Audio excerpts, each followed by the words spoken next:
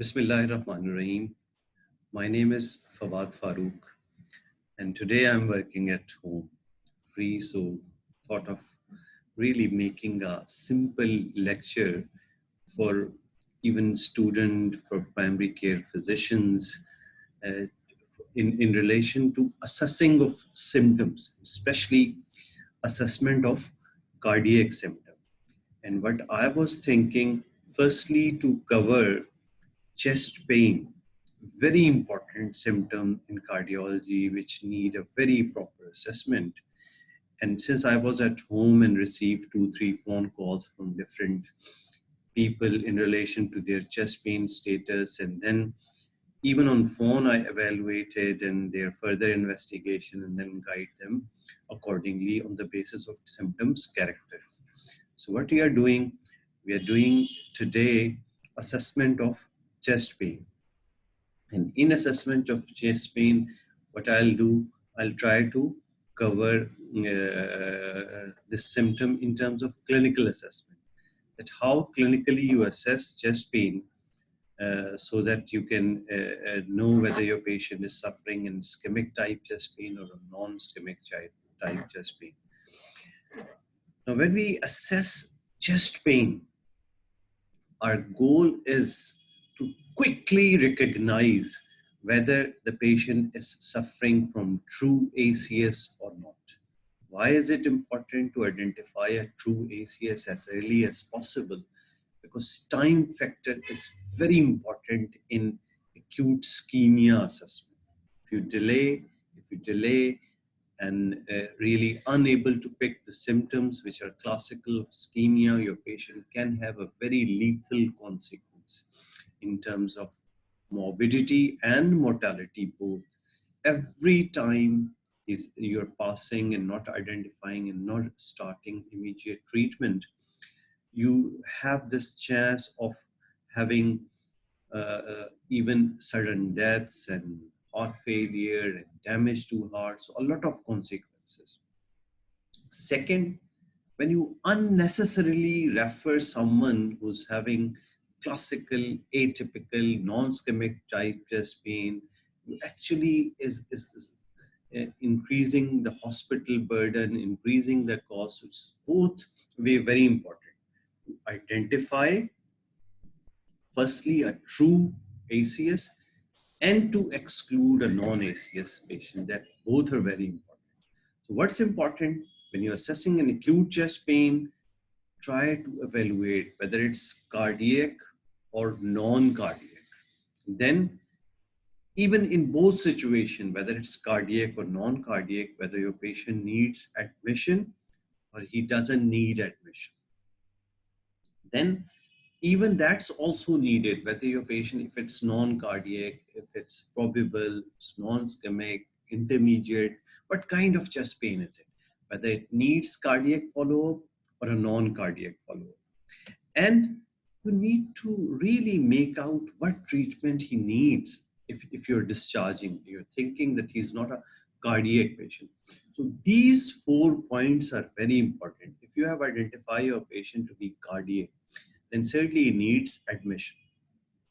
If he's non-cardiac, then you have to exclude life-threatening non-cardiac causes. And in both situations, cardiac or not cardiac, you have to decide whether your patient needs admission or need to be discharged.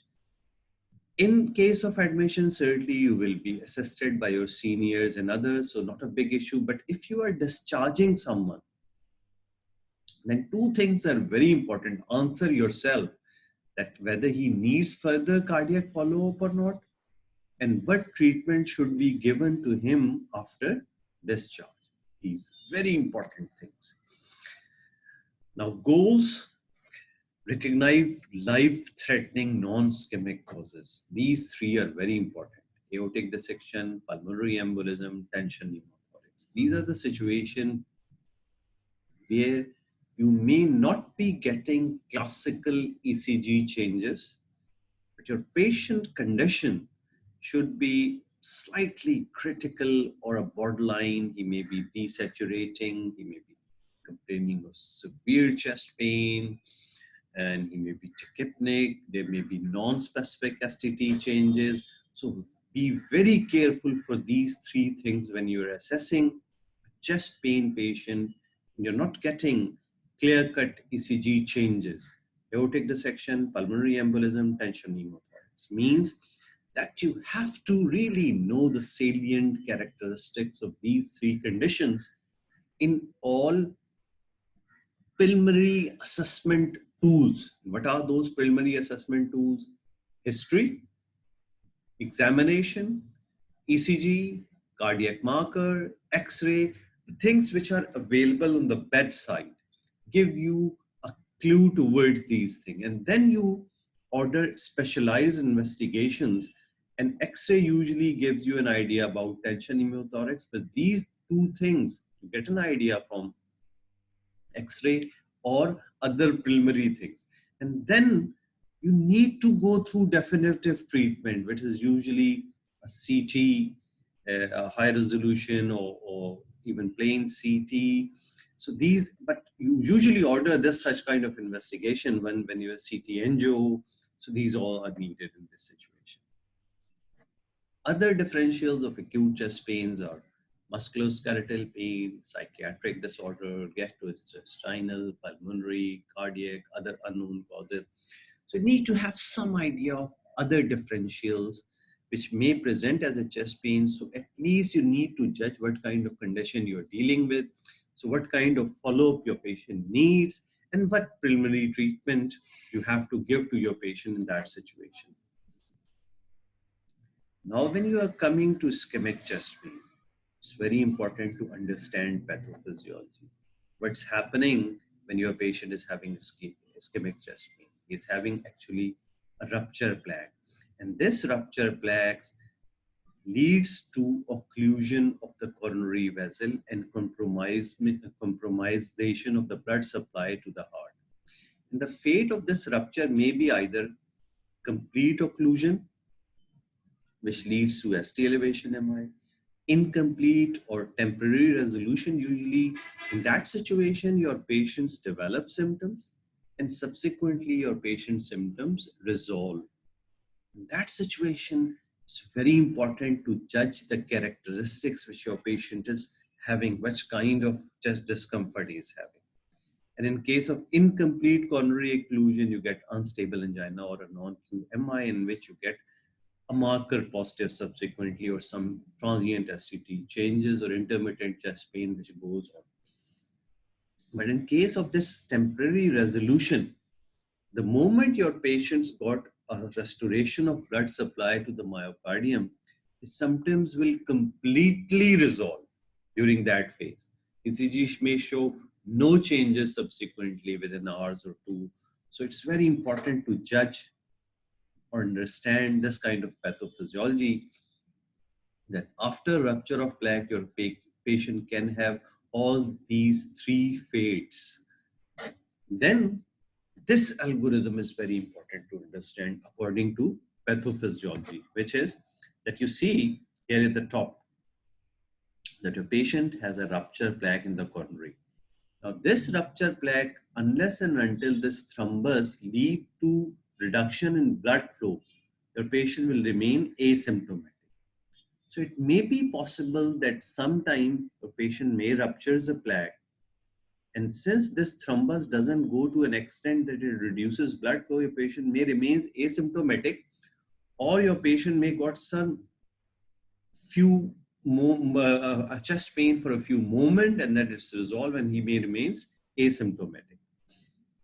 Now this unstable angina phase comes when this reduction of flow remain persistent.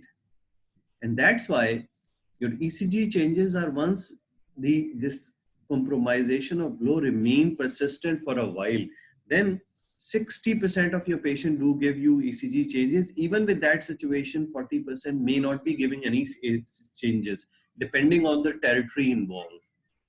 And then this remain persistent, then you got myocardial necrosis or infarction and liberation of these cardiac marker, which helps you in judging your patient's status. But let's say that your patient is waxing and waning, that is coming forward and going back in this pathophysiology. That situation, it's very difficult to judge. It's only then the history, the characteristics of episodes of chest pain, which helps you in identifying your patient. And what are those? These are the tool, as I already described: history, examination, investigation. Today we are just focusing on history. So I'm going through the points which are very important. And I always tell to my juniors, that's always the history which is important. You have to take a very careful history of your patient when you're judging whether your patient is having typical ischemic type chest pain or not. Even without ECG, try to judge your patient in the meanwhile when your ECG is going on. Just judge and decide whether you're dealing ischemic type chest pain or a non-ischemic chest pain or a borderline chest pain. Now, what are the things which are needed in history? These are the some details: age, presenting complaint, major risk factor, cardiac background, in cardiac background, past admissions, any major investigation done in the past which help you in management, echo, coronary angio. Is there any history of previous revascularization, cabbage of PCI? These are the additional details. But what are the features which you need to assess in your patient about chest pain? Time of onset is very important. And if it's borderline or a patient is undecided, and especially the time of severest episode. Why is it important? Because managing your patient when, like ST elevation, the time window for PCI, time window for thrombolysis, it all depends on when the symptoms are started. Similarly, when you're ordering markers, it's very important to know when the chest pain, which is of ischemic type, started, or whenever he had the severest episode of chest pain. So you can take that point as point zero and then plan your management of reperfusion, either primary PCI or thrombolysis, or order your cardiac markers. So it's very important to know time of onset, site and characters. Always assess this characteristics. Give an open-ended liberty to your patient to describe what's happening with you. And if the patient is having substernal, deep, visceral, and intense squeezing, burning, heaviness, and constriction, this all means that your patient is having ischemic. Similarly, radiation, right or left chest, shoulder, arm, neck, jaw epigastrium, occasional upper back, both shoulders.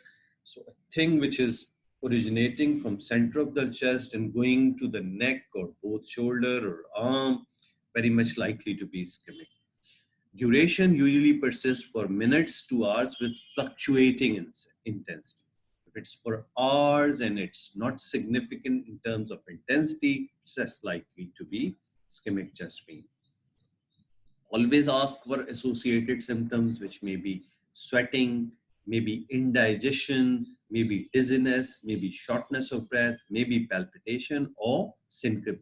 These are very important symptoms, especially increasing new onset shortness of breath with this chest pain, any pre-syncope or syncope, that make your patient very high risk. If he's having these two things with this chest pain, try to refer him to tertiary care center as early as possible. Now, aggravating and relieving factor aggravated by exertion, emotional stress, and promptly relieved by rest or sublingual nitrate. But remember the pathophysiology. If your pathophysiology is so that your occlusion is partial, then you may be having this pain increasing your exertion and relieving with rest or sublingual nitrate. But if your occlusion is complete, it's very less likely to be going to relieve with sublingual nitrate. It will go with severe intensity, persistent chest pain. So this character is always depend on what kind of pathophysiology is going on. So remember that as well. These are the some features which are of non-ischemic type chest pain, which is pleuritic, sharp, knife-like, aggravated with respiration and coughing, localized by tip of finger, particularly at the apex, reproduce with movement and palpation, constant pain for hours, which isn't bothering your patient. He's there for at home with that pain for hours. Very brief, few seconds, radiating to lower limb. So these all features which I am describing are suggestive of non-cardiac. But remember these three patients when you are assessing chest pain with clinical judgment.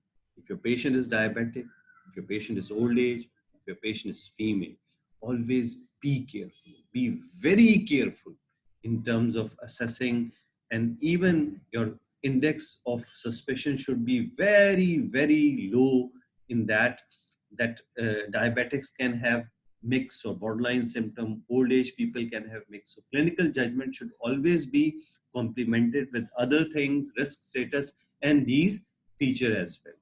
So hope